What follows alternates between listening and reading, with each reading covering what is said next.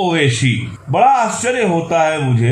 दरअसल असदुद्दीन ओवैसी का विरोध केवल भाजपा नहीं करती। जो लोग देश में धर्मनिरपेक्षता की बात करते हैं, सेकुलरिज्म की बात करते हैं, वो सारे लोग असदुद्दीन ओवैसी का जमकर विरोध करते हैं, कोई मौका नहीं छोड़ते।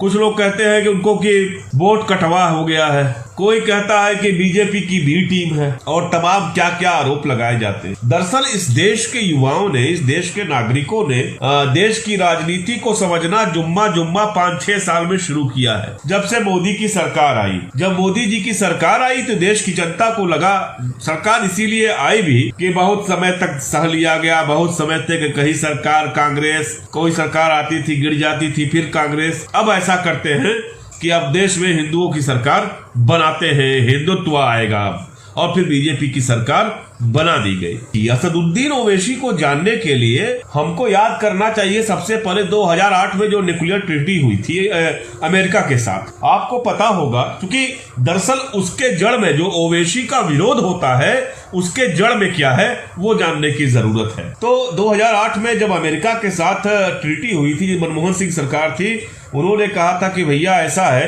कि अमेरिका ने कहा ठीक है आपने बना लिया न्यूक्लियर बम, ठीक है, लेकिन हम आपके जांच करेंगे कि आपके यहाँ ऐसा तो नहीं कि न्यूक्लियर वेपन्स भी मौजूद हैं। बड़ा विरोध हुआ, वामपंथी दलों ने कहा कि आप अमेरिका के कदमों में जाकर गिर गए हैं, क्योंकि विश्व की राजनीति उस वक्त ऐसी थी, परिस्थितियां वैसी थी, हमें विकास करना था, आज का हिंदुस्तान बनाना था। मुझे लगता है मनमोहन सिंह ने ठीक किया। मनमोहन सिंह ने ऐसा नहीं हुआ कि मनमोहन सिंह को कभी अमेरिका ने धमकी दे दी, बुश ने धमकी दे दी कि नहीं दवा नहीं दोगे, ये नहीं दोगे तो ये कर देंगे।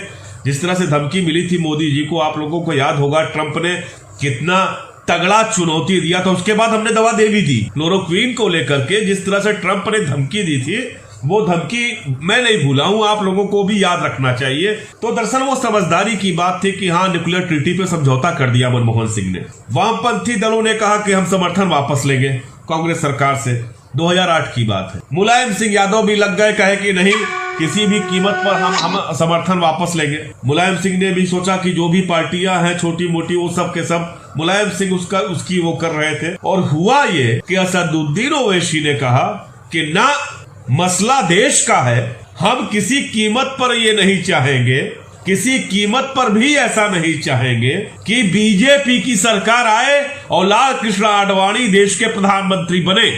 असदुद्दीन ओवैसी ने कहा था उसको लेकर। जब ओवैसी ने ऐसी बात कहना शुरू की, सारे के सारे वामपंथी दल उनके खिलाफ हो गए। 4 बार के लोकसभा सांसद हैं, 2 बार विधानसभा सदस्य भी रहे हैं, और उसके बाद उस मुद्दे पर कांग्रेस के समर्थन करने का नतीजा ये निकला कि ओवैसी ने जब 2009 में लोकसभा चुनाव लड़े, पूरे के पूरे वामपंथी दल, सियासत डेली कोई अखबार था, उसका संपादक खड़ा था, मुझे याद आता है, उसका संपादक खड़ा हो गया ओवैसी के खिलाफ।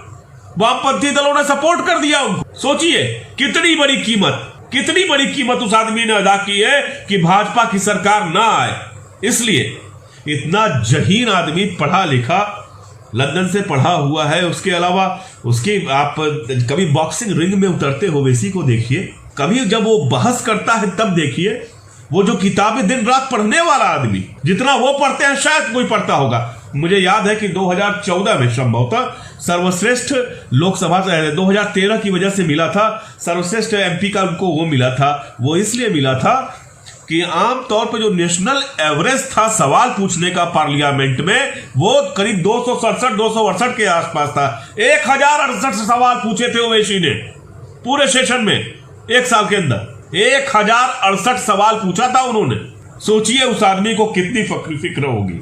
और यह सच्चाई है, मैंने आज तक ओवैसी के भाषण में कभी नहीं देखा कि मुस्लिमों को लेकर के कोई एक तरफा बात कह रहे हो, दलितों को लेकर एक तरफा बात कह रहे हो।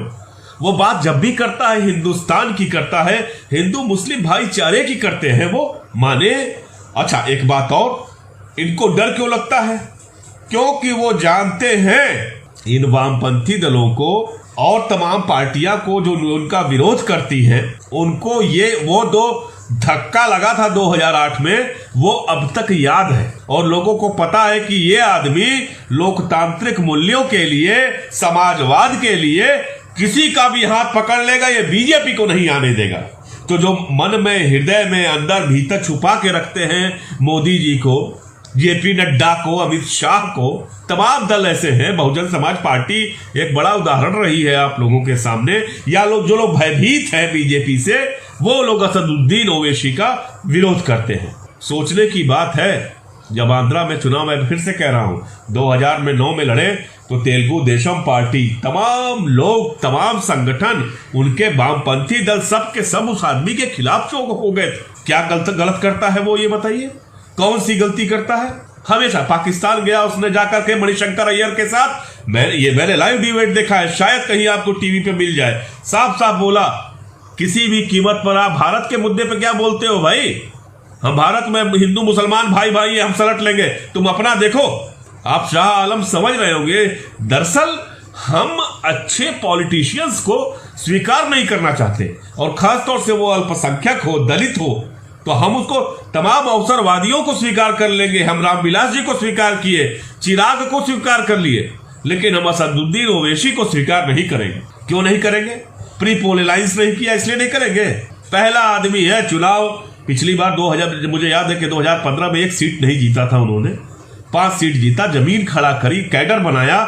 आप लोगों को पता नहीं होगा, जब मैं देखता हूं कुछ मेरे साथी सीमांचल के हैं, हसन जावेद जैसे, वो जिस तरह की एक बात और जान लीजिए, वो अब उनके विधायक काम न करे तब आप बताइएगा, सबसे बेहतरीन काम करेंगे MIM के विधायक। ये 5 साल अगले आप देख लीजिएगा इस चीज को। यह बात लोग जानते ही नहीं, समझना ही नहीं चाहते। किसी व्यक्ति का इस कदर विरोध वोट कटवा है, वो उसको मजाक समझ रखे हो। किसका बेटा है वो पता है, किस व्यक्ति का बेटा है वो, किस परिवार का है उसको पता है। उसको पैसे की कमी है, जाकर देख लीजिए डिक्लेरेशन उनका, कितने करोड़ रुपए हैं उनके खाते में। वो पैसे के लिए चुनाव नहीं लड़ रहा, उसको अपना व्यवसाय नहीं चलाना है। एक आदमी कोई कह रहे थे, कोई मुस्लिम भाई कह रहे थे कि व्यवसाय के लिए अपना वो ये सब कर रहे हैं। कौन सा व्यवसाय? बिहार जैसे गरीब राज्य में कौन सा व्यवसाय करेंगे? पहला आदमी है, चुनाव का नतीजा घोषित हुआ, राजद से साफ साफ कहा कि नहीं, मैं महागठबंधन, लालू जी मैं आपके साथ खड़ा हूं, लालू जी मैं आपके साथ खड़ा हूं, लेकिन ये मत सोचिएगा कि डर के खड़ा हूं, इसलिए खड़ा हूं क्योंकि बीजेपी सत्ता में ना आए। और वो आदमी संगठन खड़ा करना जानता है। उत्तर प्रदेश में भी पिछली बार विधानसभा चुनाव में उनकी आपने देखा था क्या स्थिति रही थी। लेकिन देखिएगा, अगर यूपी में कल को ओवैसी सीटें जीत के न ले आए तो कहिएगा आप हमसे। अब तो उनकी पार्टी का और विस्तार होगा। सीमांचल में 5 जीते हैं, अगली बार विधानसभा चुनाव होगा 25 जीत जाएंगे। तो ओवैसी की राजनीति को समझने की जरूरत है। उनके लिखे लेखों को पढ़िए, आप उनके भाषण सुनिए। आप कहीं से भी आपको नजर आता है उसमें सांप्रदायिकता का अंश आता है, कहीं में भी उनको चालाकी नजर आती है, कहीं से आपको ये लगता है कि वो भाजपा, माने ये तो अति है यार। जिस आदमी ने अपना पूरा कैरियर दांव पे लगा दिया भाजपा के विरोध के लिए, पूरी राजनीति उसके भाजपा के विरोध पे है, बार बार तमाम तरह के विरोध उसका। ये क्या है? मुस्लिम है इसलिए भाजपा के साथ चला गया, चुनाव में खड़ा हो गया दूसरे राज्य से आकर के, इसलिए वो भाजपा के साथ चला गया। ये इस किस्म की राजनीति नहीं करनी चाहिए, ये गलत बात। वो बिल्कुल अलग टाइप का ऐसा मैंने देखा ही नहीं पार्लियामेंट्रियन। पार्लियामेंट में जब वो बहस करते हैं तब देखिए उनके बात कर। एक बात और बताऊं जो शायद आप लोगों को नहीं पता होगा, तमाम पार्टी के राष्ट्रीय अध्यक्ष ऐसे हैं कि अगर आप उनसे मिलने की कोशिश करिए तो आपको लगेगा कि अरे भगवान कैसे मुलाकात हो जाए। 2013 की बात है, मैं नड्डा जी से मिलने गया, मुझे 25 से 30 मिनट इंतजार करना पड़ा। ओवैसी जी को एक बार फोन किया, उन्होंने कहा तुरंत आ जाइए, कोई बात नहीं। तो यार बड़े कहने की बात है, वो इतना सुगम है, उसके कंस्टिट्यूएंसी के लोग इतना जल्दी आसानी से मिल सकते हैं। वो खुदे मजलिस लगा के बैठ जाएगा, अपने इर्द गिर्द लोगों को खड़ा कर लेगा, मोटरसाइकिल चलाने लगेगा, बैठ जाएंगे लोग उसके अगल बगल में। ऐसा नेता चाहिए ना। इससे क्या फर्क पड़ता है कि वो दाढ़ी रखता है, टोपी रखता है, इतनी बड़ी शेरवानी पहनता है। जाकर देखो बॉक्सिंग रिंग में जब उतरता है, टी शर्ट पहन करके जाकर देखो, शर्म आएगी या क्या अपनी पर्सनालिटी पर शर्म आएगी जब उसकी पर्सनालिटी देख लोगे जब वो बॉक्सिंग रिंग में बॉक्सिंग करता है। उस जहीन पढ़े लिखे आदमी को देश को सुनना चाहिए। असदुद्दीन ओवैसी बेईमान नहीं है।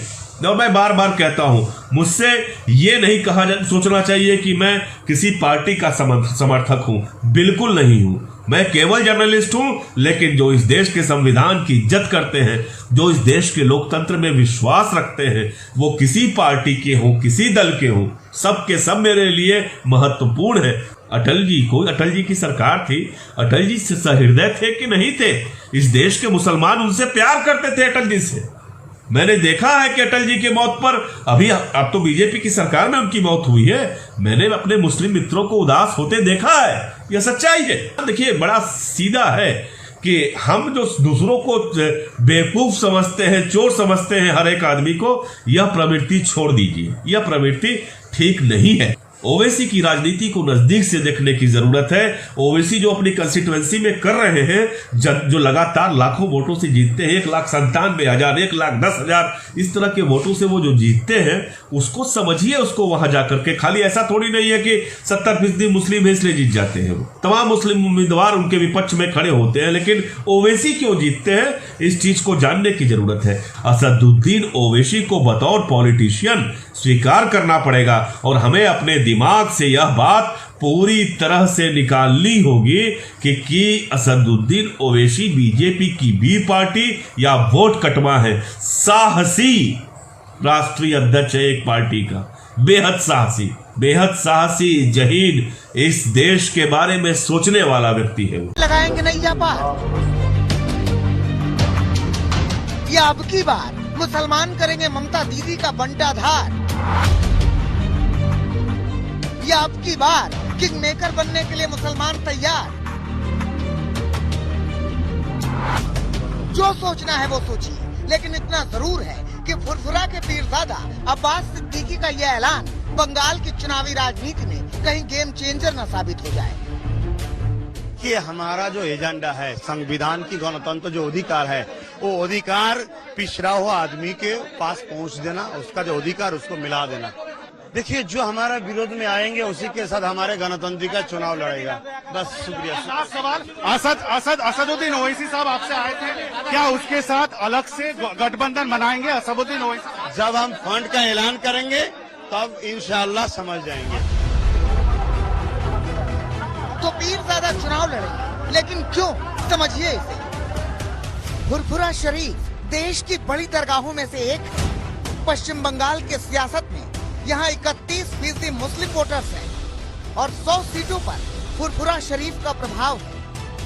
मतलब ये कि फुरफुरा शरीफ जिसे चाहेंगे उसे बंगाल की कुर्सी दिलाएंगे।